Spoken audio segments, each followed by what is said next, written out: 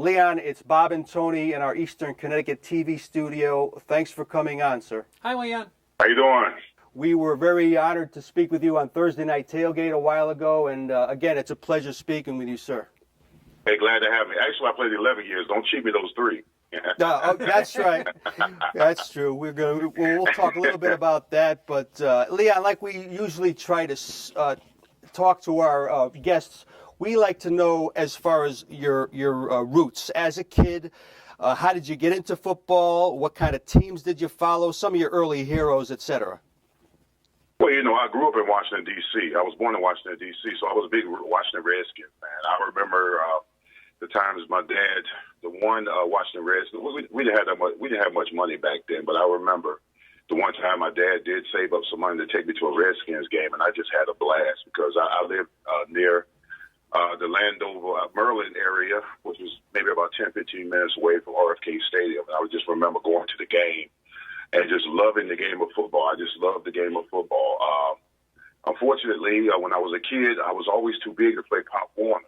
I never forget the one time I went out to a Pop Warner practice, and I ran through these drills, and I just gave it my all. And I remember the coach telling me, hey, you're too big to play out here. And I went up there with my friends. I went home crying. My mom was just like a mama bear. When she saw me come in the house crying, she got me in the car. She drove to the coach and confronted the coach and said, hey, are you the one that sent my son home for football? And he's like, yes, ma'am, your son is too big to play out here. My mom said, listen, I want you to remember this name. She said, Leon Searcy. She said, when you turn on the TV one day, you're going to see him playing football. And I didn't play football until my last year, my senior year in high school. I was actually in the gym playing pickup basketball, and my head coach actually saw me in the gym rebounding, blocking shots. And the coach came up to me and said, hey, are you new here? I was like, no, coach, I'm a junior, and I'll be a senior next year. He said, you'll be a senior next year. You didn't play football. I said, no. He said, listen, I need you to come out for spring football. So I went out for spring football. I was terrified. I'd always played street football with my friends, but never played organized football. And I went out there and had a stellar spring practice. They started me at nose guard. I was like a third-string nose guard. A couple of the offensive linemen got hurt, and the coach moved me to offensive line at right tackle, and I never stopped playing it. And I owe a great deal of my career and my success to my high school coach, because when spring ball was over, he asked me what was I going to be doing over the summer. And he said, I need you to come to summer school. I said, summer school, coach? I said, coach, I got a 3.75 grade point average. What I'm coming to summer school for? He said, listen, if you come to summer school, if you give me a summer, I'll get you into any college in the country. Went to summer school. I trained with them. By the time fall football camp I was in stellar shape. I was in tip-top shape. And I was honorable mention all state. I was all county. And the one thing my coach did, though, I didn't know about it. I only had 2 letters, I thought. I had a letter from Florida A&M, and South Carolina State. So I just wanted to go to college. So I said, okay, I'm going to go to one of these 2 schools. So at the end of the season, the coach was giving the guys their letters, whatever. And I said, well, my coach asked me, Leon, so what are you going to do? What school are you going to? I said, I don't know, coach. I'm either going to go to FAMU or South Carolina State. He said, no, you're not. I said, what do you mean? He pulled a box of letters from his desk, and he said, that's your box. And it was a box of letters from everybody from Notre Dame, Michigan, South Carolina, North Carolina, Clemson, Florida State, Florida, Miami, all the big-time schools. So, I mean, that was my upbringing. That was my tell of tales when it comes to me playing football. And I just love football. I love everything about it. I love being an offensive lineman. And I just wanted to grow. I just wanted to be a sponge to absorb as much information as I could. And I was blessed to go to the University of Miami, where I played there 5 years, when we lost 4 games, won 3 national titles. And they're being drafted in the first round. I mean, it's all the fairy tales, all the dreams. I'm writing a book on like my upbringing, all the telltale stories that I had growing up, University of Miami, high school, and all that kind of stuff. So I've been inspired to do a book. So I should have the book out in the next couple of months. That's excellent. And keep us posted. We'll definitely plug that, Leon. And those national championship teams at Miami, Tony and I remember them well. It was like watching pro teams. It had to be the ultimate preparation for the NFL. But when it came to draft day, we always like to ask our guests, Leon, what were your expectations that day? Were you nervous? Was it a celebratory day? Bring us back to that day when they called your name in 1992.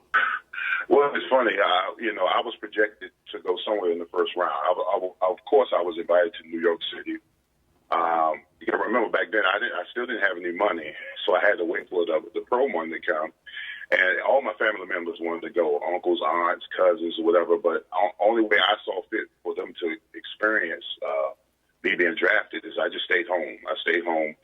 I remember that morning waking up, not being able to sleep. And I went into the kitchen. My dad was in the kitchen. He's like, you can't sleep. It was like 6:30 in the morning. So me and my dad, we walked the neighborhood, and we was like, we just walked the neighborhood because we were just reflecting on how far I came. When we got back to the house about 2 hours later, there was like all the media outlets in Orlando were outside of my house. All of them outside, fans, news people trying to get an interview. I wouldn't let them in the house until I got drafted. So I go, it's drafted. And that time, that's when the draft was at 12 o'clock noon. So about 9 o'clock that morning, I get a call, and it's from Jimmy Johnson. Jimmy Johnson was a coach of the Dallas Cowboys. Calls me up and said, Leon. I said, how you doing, Coach? I knew what it was exactly. He said, we've got the 14th pick in the draft. You're going to be a Dallas Cowboy. And in typical Jimmy Johnson, he asked me, are you going to hold out? And I was like, no, Coach, if the money's right, I'm not going to hold out. He said, well, we got a representative of the Cowboys who just landed in Orlando. He's on his way to your house. He says, your agent there. I said, my agent's here. He said, well, we're going to negotiate your contract right at your house and get this deal done. I said, okay.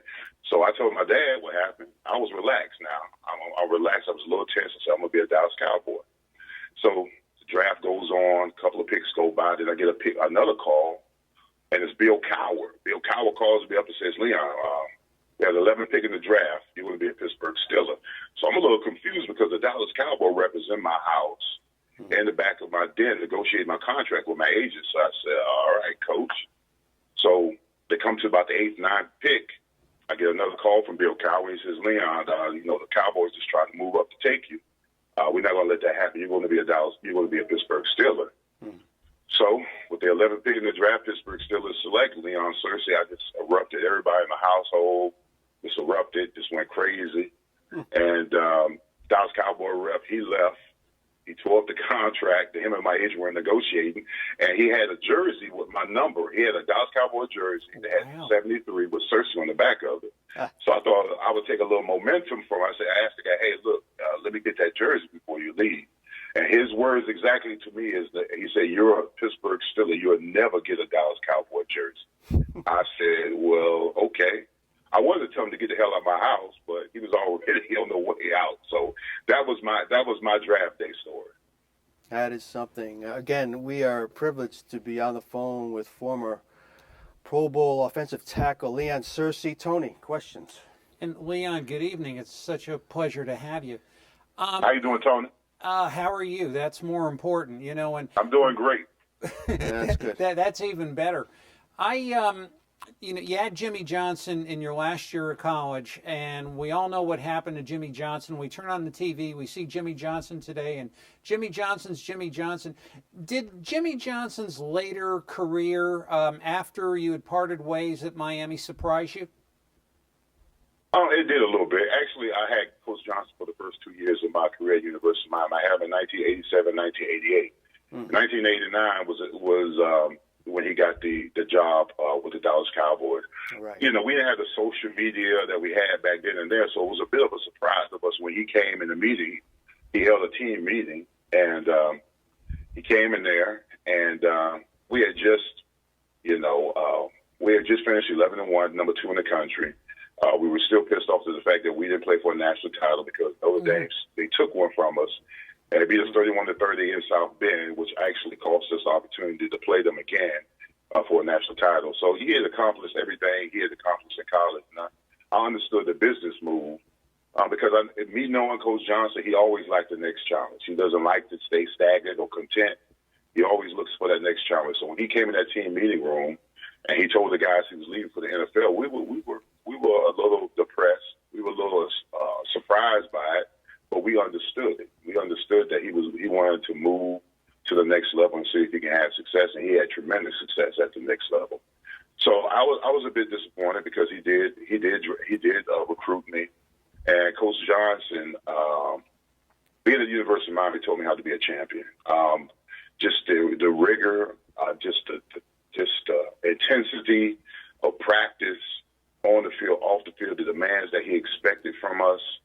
It was just outrageous. But it made us the team where we were. We wouldn't have been the team of the 80s if it wasn't for, first of all, Snellenberger for starting it off. But Jimmy brought that swagger to Miami. He brought that attitude, that belief, that tenacity that the University of Miami was known about. And maybe about a week later, and I'm giving you a little tidbits from my book too as well. Mm-hmm. A week later, I'm going to my academic counselor to get my schedule for the spring. And Jimmy Johnson's walking down the hall, and normally with Coach Johnson, if he doesn't speak to you, you don't speak to him because he just had that kind of persona. And I walk by him, and he pulls me in the meeting room, closes the door, and he says, "Leon, you know I'm going to leave the Cowboys." I said, "Yeah, Coach, I know." And I'm a redshirt freshman. He says, "Leon," he said, "if you don't leave the University of Miami as the best offensive lineman in the history of the school," he said, "you've cheated. You've cheated this university, you cheated your teammates, you cheated your family, and most of all, you cheated yourself." And he went out. He went out the door and closed it. And I mean, that's a lot of pressure for a 19-year-old kid, yes, it is. Redshirt freshman, telling them you got to be the best to leave the school. But I took that challenge and I rolled with it, and it helped define me as a player at the University of Miami because I wasn't worried about the pros. NFL wasn't going anywhere. My intention was to be the best Miami Hurricane I could possibly be. And I thank Coach Johnson to this day for putting that inside me because it made me the player that I was when I was there. A very successful pro career for our viewers out there. The main 8 years that Leon played, his 4 in Pittsburgh and 4 in Jacksonville. The teams never had a losing season, Tony, and we're always in the playoffs. And basically, just the two coaches, pretty much, Leon, Bill Cowher and Tom Coughlin, to us, they seem to be very similar in ways. They're intense and et cetera. What were the differences between Cowher and Coughlin if you had to narrow it down? I mean, they are a lot of same. They're the same in a lot of ways. I just think that with me, Coach Cowher understood morale. He understood when to put the gas on and when to put the brakes on. I mean, there was opportunities where he could have grinded us out the season, but he made it light for us on certain occasions. Coughlin, on the other hand, I mean, I understand he was a little bit more intense. He was a little more stickler on discipline, guys doing the correct things all the time. And he was a hard ass, to be quite honest with you, my first year at Jacksonville. But I understood why, because he had an expansion team that he had to mold into his personality. So the practice was brutal, and that the conditioning was brutal. Everything was a finable offense. I mean, you couldn't take knees in practice. You couldn't sit on your helmet. You had to sit up straight in the meetings.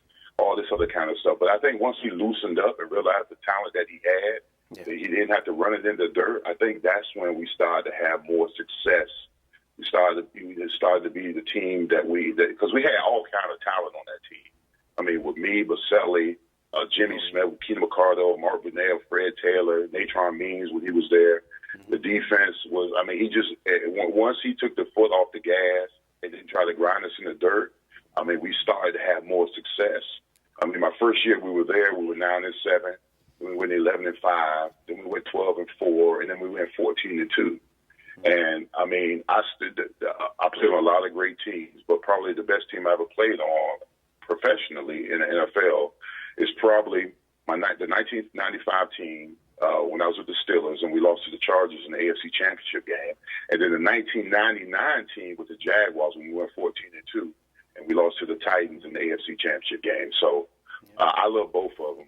Both of them are one of my all-time favorite coaches. I hated to see Tom Coughlin resign because not only is he a great coach, but he's also a great man if you get to know him. Yeah, and as Leon said, he probably brought that attitude to New York to begin with, Tony. And then when he kind of let the gas off a little bit off, and then they seemed to respond better. And then came the Super Bowl victories. And, so it does make a lot of sense. Again, on the phone with Leon Searcy, Tony. And Leon, back to Tom Coughlin for a moment. First we thought he was retiring. Now today we find out he's interviewing, and he doesn't seem to think that he wants to give up coaching. And a lot of people say he lost control of the Giants this year, especially with Beckham. I mean, what do you think? You think he should call it a career and wait for the Hall of Fame to call, or you think he belongs still coaching? When you got a coach like Tom, you let him do. He loves coaching. That's what he loves doing. That's his calling. I mean, he's got nothing but life lessons for the younger generation. If you don't like working, and you don't like putting in the hours and the time necessary to be a champion, then you're not going to like him, because his best players, just like Coach Johnson when I was at Miami. His best players, he demanded the best out of them each and every day. He was probably harder on his better players than he was on his average players, because those guys, they had to be thrust into that leadership role.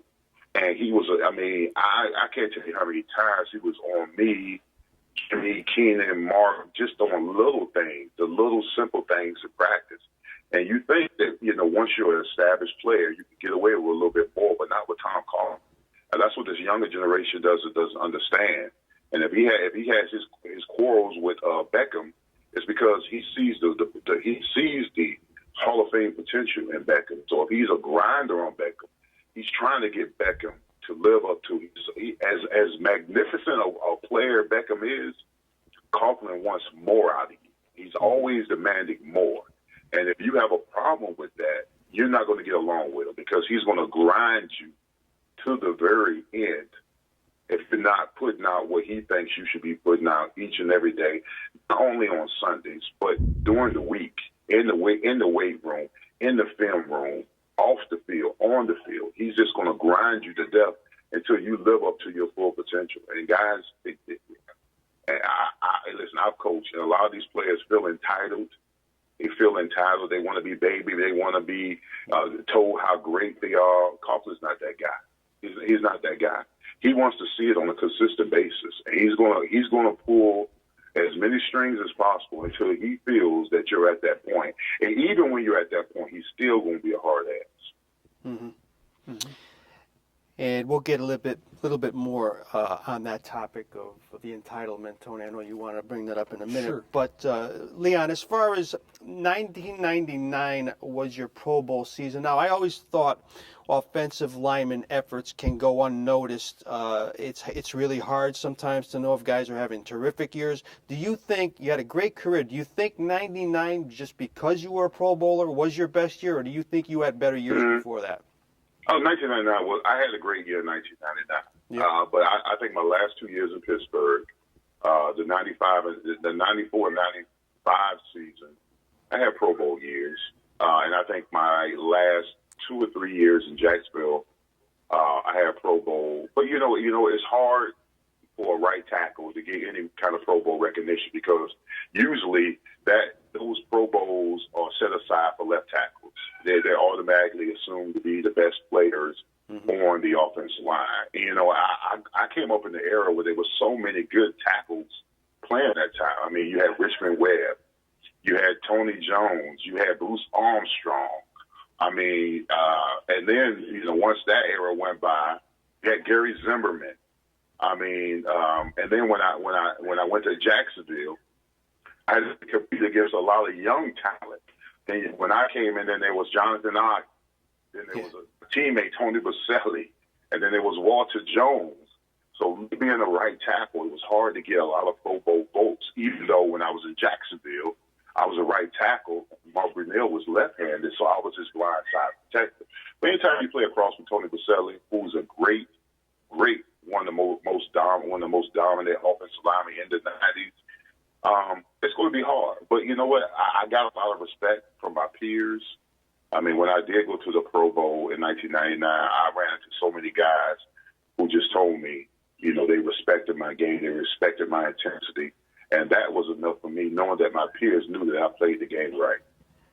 And Leon, you mentioned Boselli. You still talk very highly of him, and I know the mutual respect is incredible between the two of you. I remember him coming out of USC. There was such high expectations. He is a finalist for the Hall of Fame. Beside his size, I mean, he was actually bigger than you, which is hard to do. Yes. He was a big man. But what were his Hall of Fame qualities, if you had to narrow it down a little bit?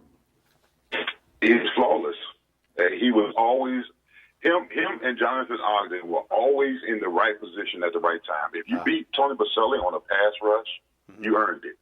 I mean, you earned it. He held his hands high, his kick slide, his punch, his sit, his ability to maneuver you, he wanted to take you, his get off, his strength, his power, his leverage.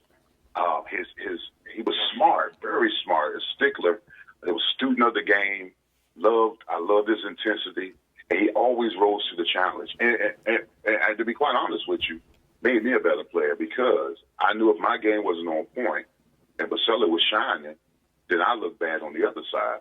So we were fierce competitors on the field and off the field because we wanted.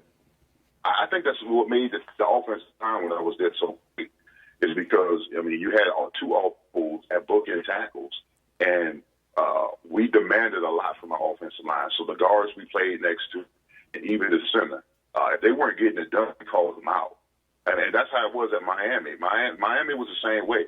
Our coaching staff never had to monitor the team because if you weren't getting it done, when I was in Miami, if you weren't getting it done in the practice field and you came in the locker room, you might get your ass kicked. They would call you out. If you were dropping pass, if you were fumbling the ball, if you weren't running the right routes, if you weren't reading or making the tackles, I mean, guys will call you out.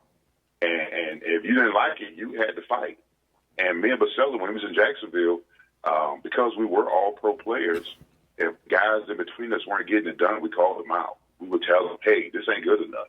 We trying to go to the next level. We trying to win a championship here. If you're not getting it done, hey, step it up. If they had a problem with it, then hell, we just had to take it to the streets. And I loved it about Boselli. He was as intense of a player that I had been around. I mean, him and Damani Dawson are probably the two best offensive linemen I ever played with. Wow. I would give the edge to Damani, of course, but Boselli was right up there.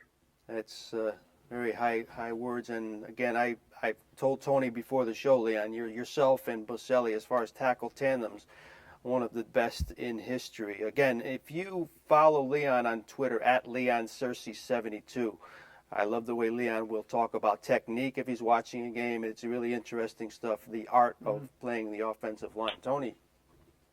And Leon, you haven't been shy about talking about the fact that you got into the NFL lifestyle in a hurry, and the houses and the cars and the lady friends and tons and tons of money, and life was a blast until it wasn't. And having been through that, what would you like to tell the players today who a lot of them are going through the same thing? Well, first and foremost, I tell them to save their money, and keep yourself home. I mean, I had an entourage. I took care of a lot of people. I was misled by everyone from agents to financial advisors to accountants, the kids, the family. I take ownership of all mistakes that I made back then, and that's why I mentor to a lot of kids in college going to the pros. I tell them, you're a corporation. I say you can't get in trouble. Keep a small circle of friends. Invest your money. If you make in the year, don't live like you make $6 million a year. Put yourself on an allowance. get all the food out the way, the cars, the clothes, all that kind of stuff. Enjoy yourself. But then after that's done, put yourself on the salary and just invest, put your money away. I mean, because this game, it's short-lived. You got to think, when I retired from the NFL, I was 32 years old. I'm still a young man. Right. A lot of these kids, they don't realize that they don't ever think it's going to end. It can't be 24-hour a day, 7-day a week party.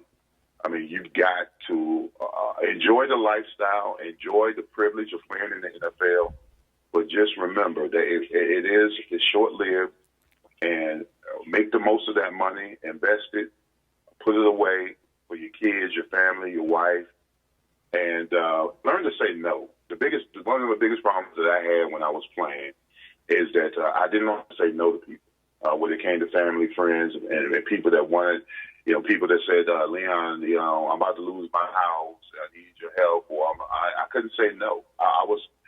My dad likes to say I'm free-hearted. I'm always free-hearted when it comes to people and their needs. And I just, when I talk to kids now, I just tell them, I give them that advice. I mentor them. You'll be amazed at how many kids call me and just want advice on what should I do, how should I invest, what agent should I go with, and all that kind of stuff. So, and I love doing it because I like to see kids live out their dreams and play at the next level. But I also do it because the whirlwind that I went through once my career was over, I don't want any kid to have to experience that, because I understand that only way I made it was through God's grace. I mean, it was an everyday battle, and God put me through it, and I'm a better man for it. And if I could go, if 46-year-old Leon could talk to 26-year-old Leon, that's the advice I would give him. That's great advice. And, we've had other guys on the show, some of Leon's teammates, Tony, over the years. Tim Worley, Reggie Barlow, Mike Logan, have told us all similar stories. Same story. And kind of very critical about some of the modern players. Leon, I know this past weekend you weren't too happy when you saw what happened with the Bengals. I mean, there's a difference between being maniacal on the football field and then there's controlled aggression and discipline. I mean, is it learnable? Is it teachable? Or is that come within? This whole thing with Marvin Lewis is kind of sad in a way, Leon. Yeah, well, they say with great power comes great responsibility. And but Marvin was, I love, but you have to put in question the people that he's given the leadership role to on that team, because I just can't imagine with the stakes being so high and the game with that kind of intensity, where the guys that you call your leaders would just be so undisciplined. Because listen, it's the NFL. Hey, you poke the bear. You're going to poke the bear. You're going to say things to get the guys' skins, how they react to it. And that's what the Steelers did. They knew in the game that this was going to be an emotional battle between two arch rivals in the same division with the playoffs stake. And the hit was unnecessary. The hit wasn't even necessary. Yeah. And then Joey Porter, he walks out on the field. And Joey, hey, he's a coach, he's a player. You poked the bear. He knew who to go after to get a reaction. He got which yards just to kick a chip shot field in the game. Yeah. And I've been in a situation where guys talk trash to be trying to get them my skin. I've been in a situation where I've been with guys that I can talk to, take that. And then some guys not to mess because I have a little story. When I was in Jacksonville doing the playoffs in 1999, we played the Miami Dolphins. I was to a guy against Tim Bowens, and Tim Bowens he's a beast. And I know Tim because we had the same agent, Rosenhaus, and we were good friends during the season. And we beat the Jacks. We beat the Dolphins 42 to nothing the first half. And I was playing next. He goes up against Tim Bowens, and he cuts Tim Bowens in the back of his leg. Probably unnecessary for him to play both the line. So Tim Bowens is rushing the guy. I get in front of the guy. I say, hey, Tim, calm down. Hey, he tells me that So the guy behind me tells Tim Bowens, "Oh yeah, you're just mad. Look at the score, whatever." And Tim Bowens, he said it blank. He said, "I don't care what the score is right now." He said, "I'm going to go for the next 2 quarters." And he did. He killed the guy. Mm-hmm. And the next play, he picked up the guard and he threw him into Brunel and sacked him with Brunel. And then the guy comes to me on the sideline. I said, there's some people you just don't poke. Mm-hmm. He's not did anything for the rest of the game. But for the rest of the game, and we won the game 62-7. For the rest of the game, that full he on his when Tim is a guy you just don't mess with. Yeah. Tony, we're just about out of time. One final question for Leon. And Leon, through it all and through your career and through your post-career and everything you've been up and down with, you've had quite a life, and I'm sure you've had a lot of experiences. And how are you putting those experiences to use today? Well, I'm actually writing a book on my. It's going to be 2 books. First part of our book is going to be me growing up, recruiting, high school, blah blah, University of Miami, me getting drafted, and then the second book is going to be my life and times in the NFL, the ups, downs, the highs, and lows, my life after football, the pits, falls of being, once it's over with, and then business, train offense. I'm doing all season. I train NFL, CFL, Arena League, Indoor Football League, offensive lineman, and I have a company that I created. It's called Real Men Book. And it caters to all the specific needs of offensive linemen, whether it be T-shirts, apparel. Mm-hmm. I'm working with a company that's going to design specific gloves for offensive linemen. I've got training equipment that I designed that I've patent pending that's going to help offensive linemen with every aspect of their game, is their footwork, their leverage, their hand speed, their foot speed, their balance, their endurance. That's great. And I'm going. There's going to be camps. There's going to be a Real Men Block ball where up-and-coming offensive linemen to be able to interact with the line or stabbing linemen or all pro to get advice on everything, nutrition, training, to studying film, to block opponent. Be a whole community of just offensive linemen interacting with offensive linemen and help go to that next level. I'm excited about it. It's been a dream of mine forever. It is crazy to me because this idea was just on a piece of paper just last year, and through God's grace, now I'm getting guys from everywhere, from Alaska to Australia to California to New York to Georgia. All these offensive linemen just love the Real Men Block idea, the apparel, the idea, and it's amazing to me to see them buying my T-shirts and posting them and saying how much they love the brand and they accept the bottom and wait for the other. So I'm truly blessed. I'm grateful. I know that everything that I went through in my past has brought me to this point, and I thank God for it, because while you're in that storm, you don't understand what's going on, but God has a reason for that season, and I'm thankful for it. Well, we're excited for you, Leon, and it's been a fascinating story of a tremendous football player and a fascinating life, and I'm sure we'll talk to you on the Thursday night show sometime again, and you're always welcome on this show. Please keep us posted on what's going on. We love to plug anything you're doing, and again, thanks for being a tremendous guest on MNST this evening, sir. God bless, Leon. Hey, I appreciate it. Thanks for having me on the show. Anytime, Leon. Take care.